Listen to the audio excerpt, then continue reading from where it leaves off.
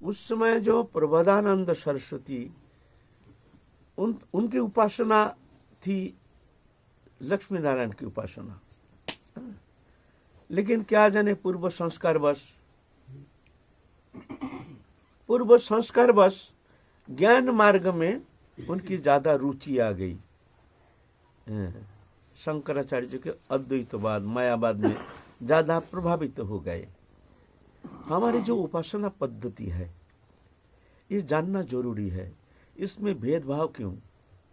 आपस में एक दूसरे से अपने को श्रेष्ठता प्रतिपादन करने के लिए तत्पर रहते हैं और मन से हृदय से ही ऐसे भावना जो हम श्रेष्ठ हैं, हमारी उपासना पद्धति श्रेष्ठ है। सभी को अपने अपने, चाहे ज्ञान मार्गी हो कोई मार्गी हो, एक महान अज्ञानता। हमारे जो सनातन धर्म है, हमारे बहुत सारी उपासना है ना, और हमारे इष्ट भी बहुत, कोई राम उपासक, कोई कृष्ण उपासक, कोई शिव उपासक, कोई देवी उपासक। अरे सभी भगवान है भाई, कितना भगवान तुम्हारा, क्या बात है। बहुत सारे दूसरा धर्मावलंबी ये प्रश्न करते हैं, भाई तुम्हारे कितनी भगवान है, और कितनी उपासना उपासना है तुम्हारी पद्धति। जैसे दूसरा धर्म है, क्रिश्चियन धर्म है, मुसलमान धर्म है, और जितना धर्म है, ये देना नहीं, इसमें तो ये हटाओ, उसमें एक ही इष्ट है ना। लेकिन हमारे धर्म में ऐसा नहीं है। ज्ञान मार्गी कहते हैं कि सगुण उपासना जो है, राम कृष्ण आदि, ये सब माया है। भगवान का क्या शरीर थोड़ी होता है, भगवान कोई फिगर थोड़ी है, भगवान कोई सीमित थोड़ी है। भगवान असीम अनंत, तो वो क्या सीमित एक शरीरधारी।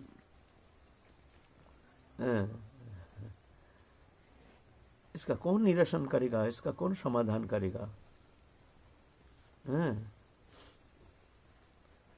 एक दिन रामकृष्ण परमहंसदेव से एक जन प्रश्न किया, जी आपके जो उपासना है हिंदू धर्म में, सनातन धर्म में, इतना भेदभाव क्यों, इतना इष्ट कहाँ से भाई, इतना भगवान, भाई भगवान तो एक होते हैं। कोई कहते हैं राम भगवान है, कोई कहते हैं कृष्ण भगवान है, कोई कहते हैं शिव भगवान है, कोई कहते हैं देवी मैया यही सर्वोपरि है।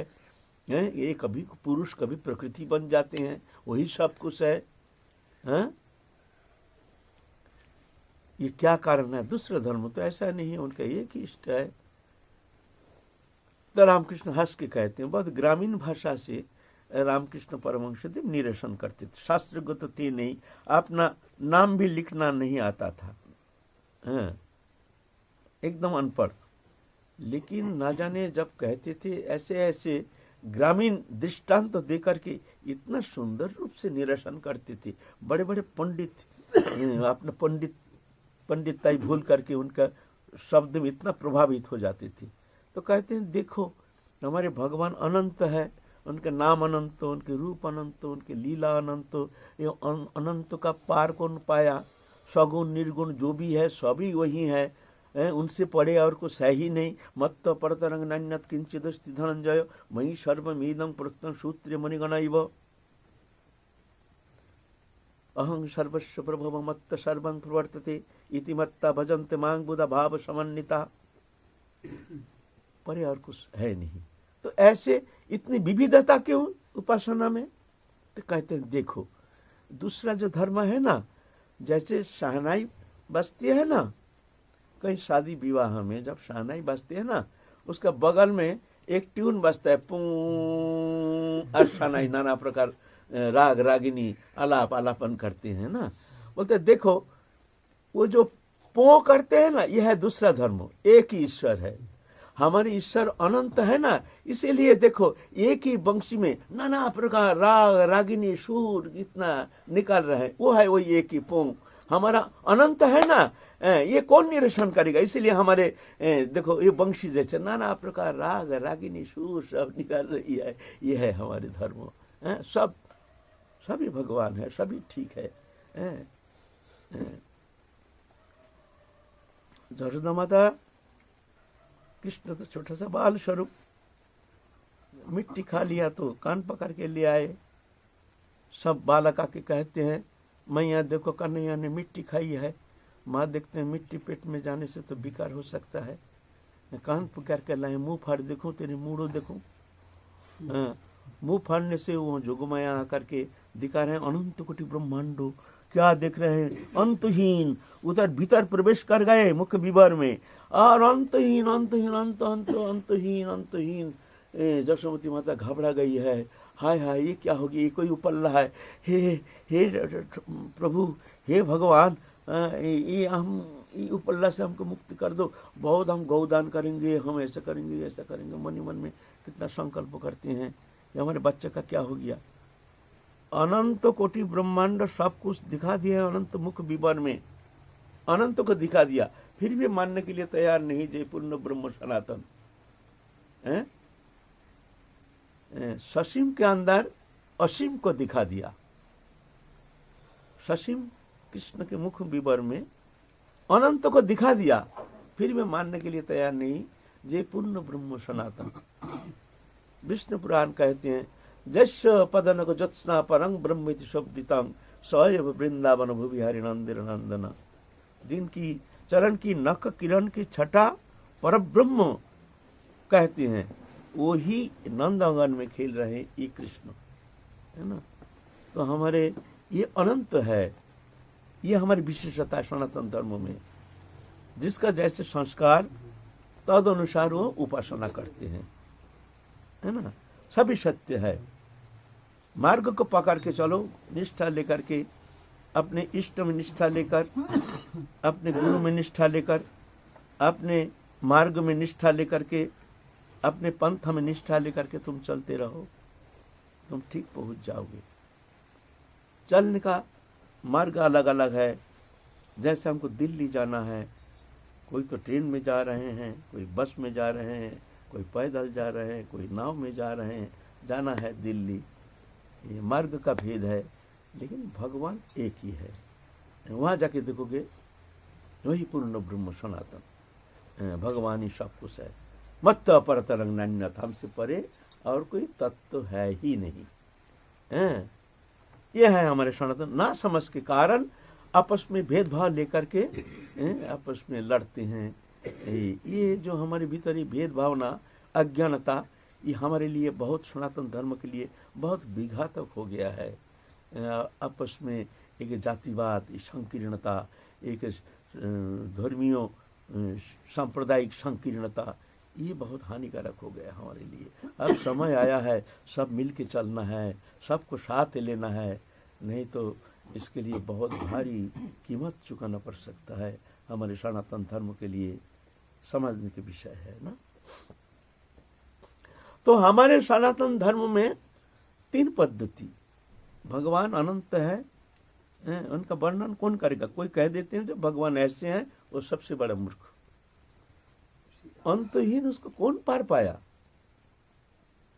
अनिर्देश्य, निर्देश किया नहीं जाता है, अव्यक्तम, वो व्यक्त किया नहीं जाता है। कौन व्यक्त कर सकता है उसको। कुटस्थम अचलम ध्रुवम, अचलम ध्रुवम नित्य सत्य सनातन, कौन पार पाया। वो अनुभव वेद्य, कृपा साध्य। हम शब्द के द्वारा, गीता विद्या के द्वारा हम इसका वर्णन करना चाहते हैं। ये सत्य है, ये सत्य है।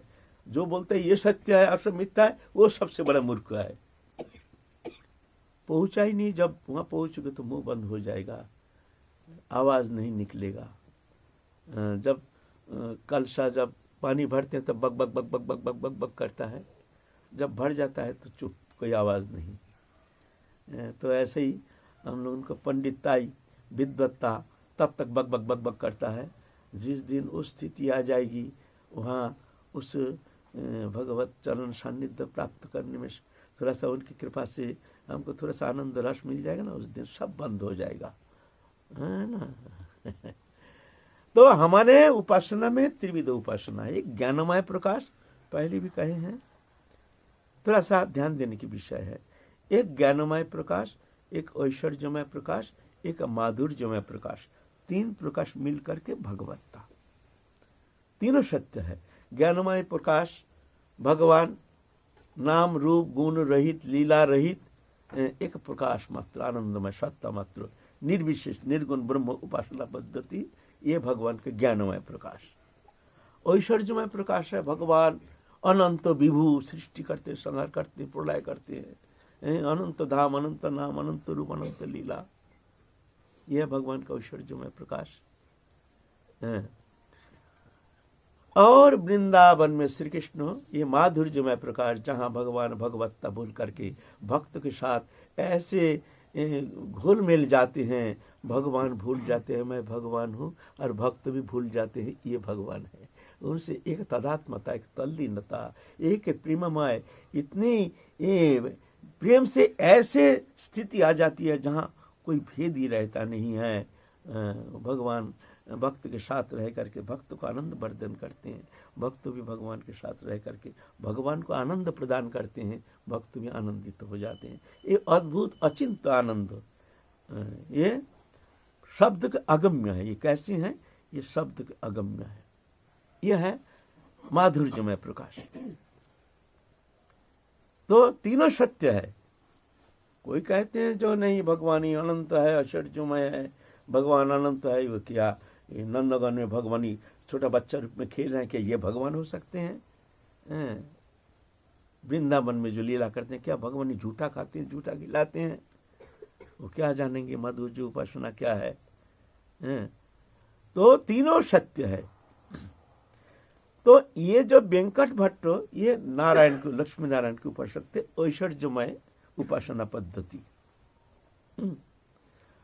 और प्रकाशानंद सरस्वती, जो प्रबोधानंद सरस्वती पाद, जो ज्ञान मार्ग में प्रभावित होकर के, शंकराचार्य जी के मायावाद में प्रभावित होकर के सब छोड़ छाड़ के काशी में चले गए, जा कर के संन्यास लेकर अद्वैतवाद उसमें शिक्षा में उनने ज़्यादा प्रभावित होकर के अद्वैतवाद मतवाद धारण करके नाम ग्रहण किया है प्रकाशानंद सरस्वती, अद्वैतवादी। ये समस्त शास्त्रविद, न्याय, दर्शन, सांख्य, पतंजल, मीमांसा, उत्तर मीमांसा, अलंकार, काव्य, माने समस्त शास्त्र से, ये तो प्राकृतिक जीव तो है नहीं, भगवान के पार्षद तो है।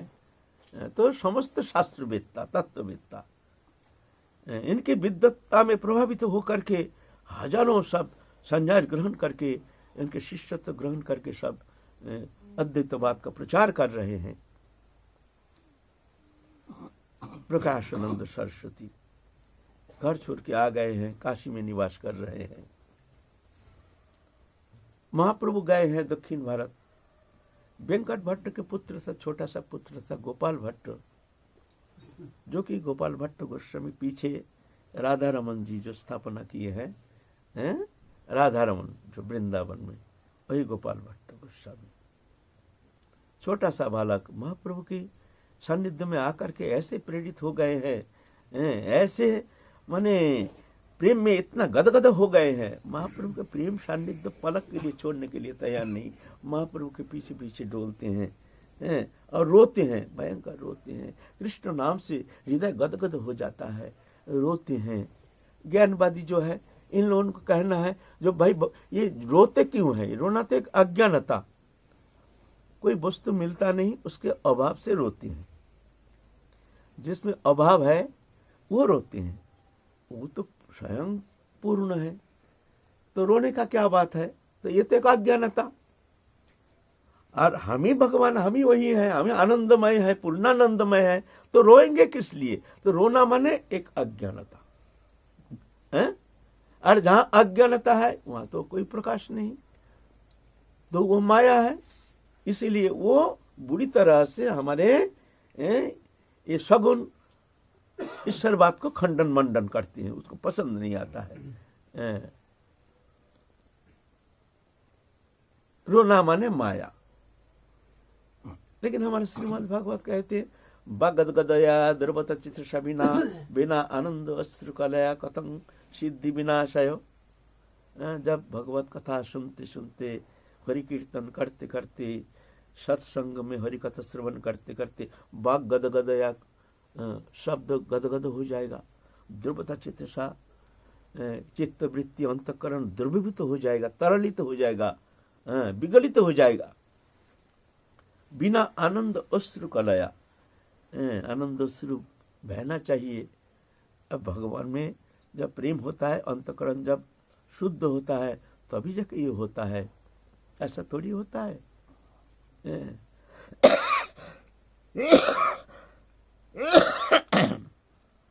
जब प्रेम अधिक हो जाता है तो प्रेमी जन जब प्रेमास्पद वस्तु के सान्निध्य प्राप्त करते हैं तो उसको रोना आता है। रोना माने वियोग थोड़ी है। प्रियजन, बहुत प्रियजन, बहुत दिन बाद हमको मिल गया है, जब आते हैं तो बड़ी जम के रोते हैं। क्यों रोते हैं भाई? ये तो मिलन है, तुम क्यों रो रहे हो? अरे भाई ये तो मिलन है, तुम्हारा वस्तु तो तुमको मिल गया है, तुम रो क्यों रहे हो? ये प्रेम है, ये प्रेम। ये शुष्क ज्ञानवादी हो क्या समझेंगे? प्रेम से रोना आती है। ये रोना सांसारिक भोग्य पदार्थ अप्राप्ति के लिए रोना नहीं है। पैसा नहीं, कौड़ी नहीं, ये नहीं, वो नहीं, वो नहीं, हाय हाय हाय हाय रो रहे हैं। ये रोना ऐसा रोना थोड़ी है। ये भगवान के नाम से ना जाने क्यों रोते हैं। क्या अभाव? कुछ अभाव नहीं, कुछ चाहिए नहीं, फिर भी उनके चिंतन करते करते हृदय गदगद हो जाता है, अश्रुधारा बहती है। ना जाने क्या क्या वस्तु के लिए हम रो रहे हैं, खुद ही जानते नहीं है। ये प्रेम मार्ग, इसका वर्णन, ये क्यों रोते हैं? और ज्ञान मार्ग में ऐसा है नहीं, रोना पीटने का नाम नहीं, वो तो अज्ञानता है, महान अज्ञानता है।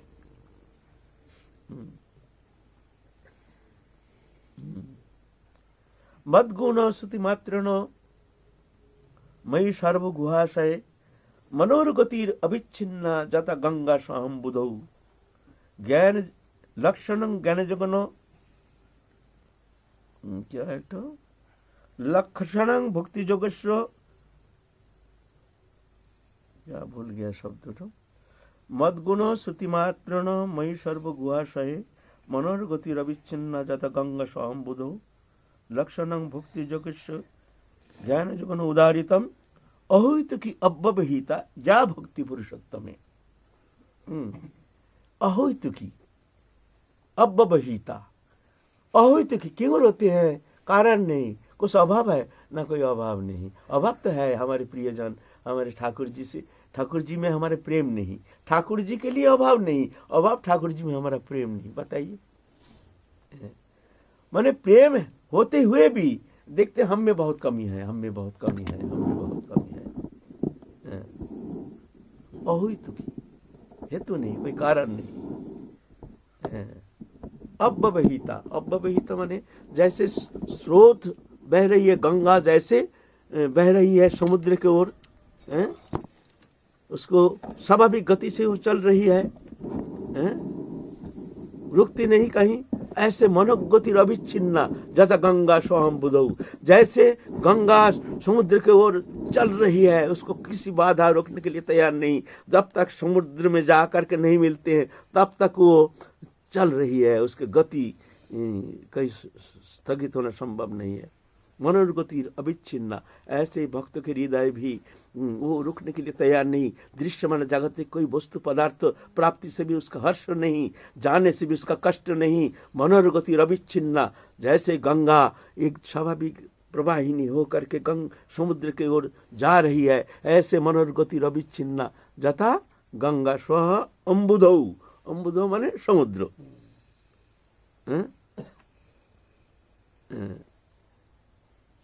ये है हमारे भक्ति मार्ग। अहोइत अव्यवहिता जा भक्ति पुरुषोत्तम है, ये भक्ति मार्ग है, प्रेम है ये। राधा रानी कृष्ण को बक्ष में धारण करके बैठे हैं, रोते रोते रोते रोते पागल नहीं हो रही है। क्यों?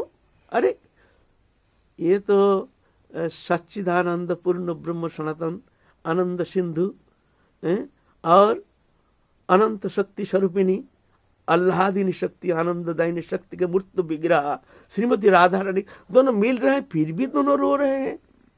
ठाकुर जी रो रहे हैं, राधा रानी रो रहे हैं। अभी ज्ञान मार्गी क्या है इसका विचार करेंगे, जो भाई ये क्यों रो रहे हैं।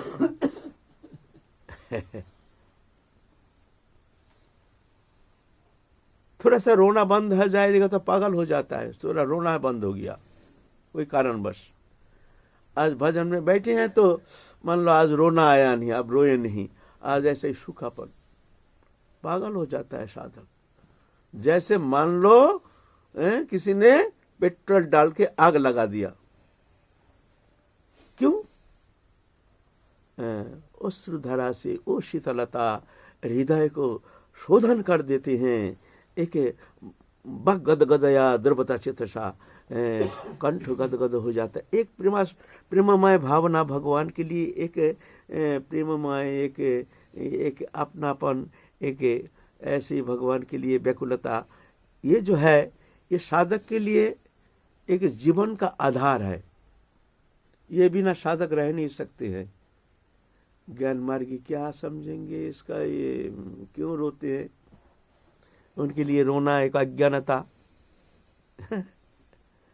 इसीलिए ये चिंता के अगम्य, इसीलिए हमारे संप्रदाय एक इसको कहते अचिंत्य भेदाभेदवाद।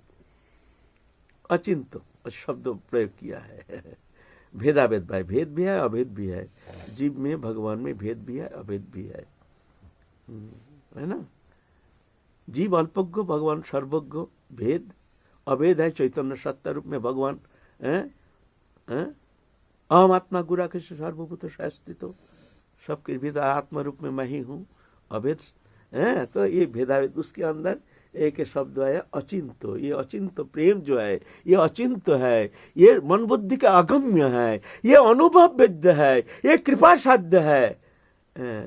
गुरु कृपा से वो मिलता है, वो प्रेम मार्ग वहाँ पहुँचना साधन चेष्टा के द्वारा वहाँ पहुँचना संभव नहीं है। तो प्रबोधानंद सरस्वती पाद उनके ज्ञान मार्ग में प्रभावित होकर के काशी में चले गए। समस्त शास्त्रवेत्ता, समस्त तत्ववेत्ता, और महाप्रभु जाकर के वहां निवास कर रहे, ये खबर पहुंच गया है काशीपुरी में प्रकाशानंद सरस्वती पाद के पास।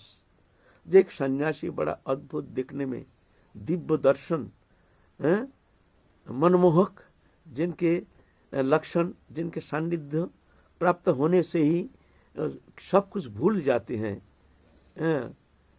खबर गया है जो आपके जो भ्रातुष्पुत्र है गोपाल भट्ट, वो तो पागल हो गया, रोता है पिटता है, हाय हाय हाय हाय।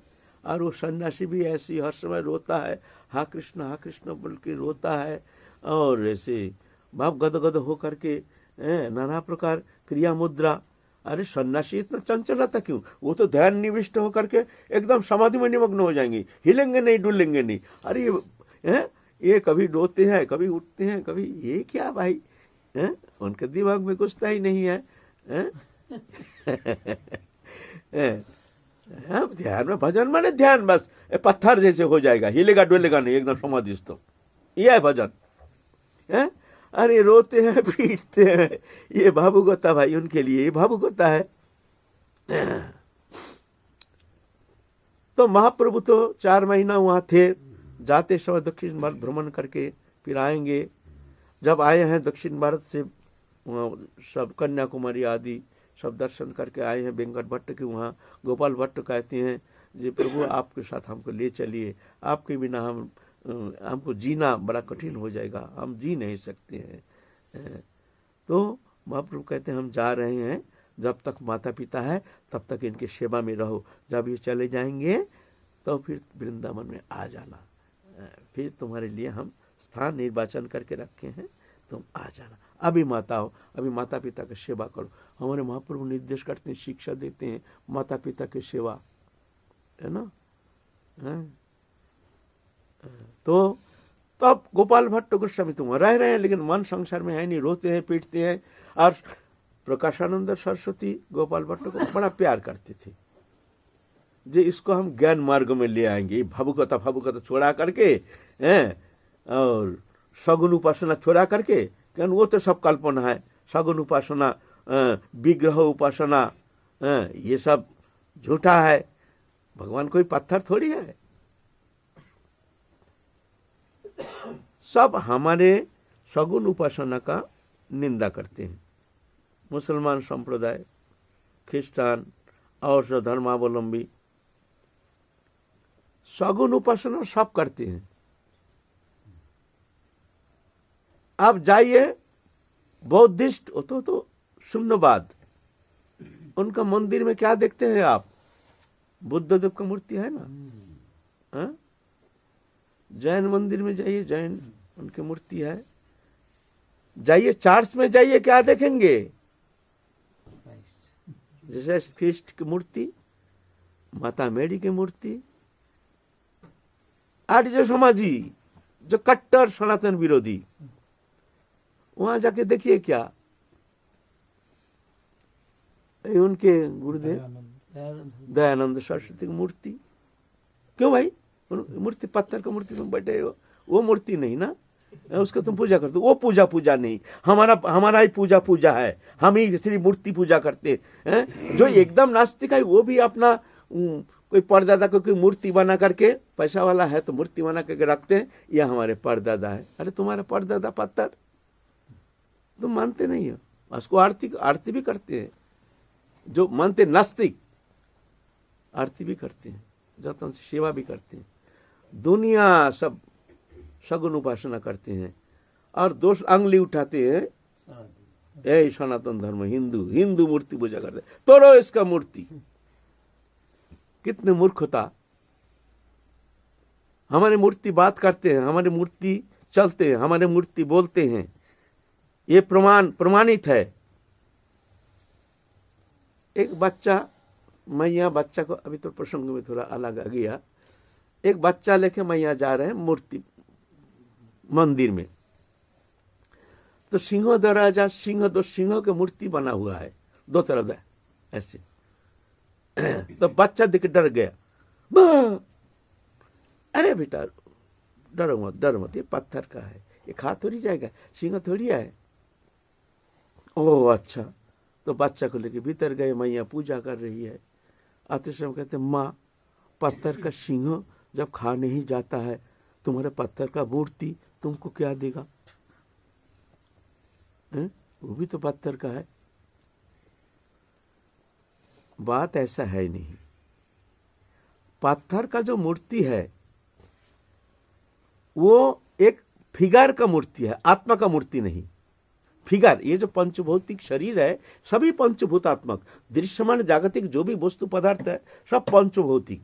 ये हार्मोनियम नाम रूपात्मक, जिसका नाम है उसका रूप है, जिसका रूप है उसका नाम है। इसका रूप है मादल, इसका रूप है ये, सब वस्तु नाम रूपात्मक है ना।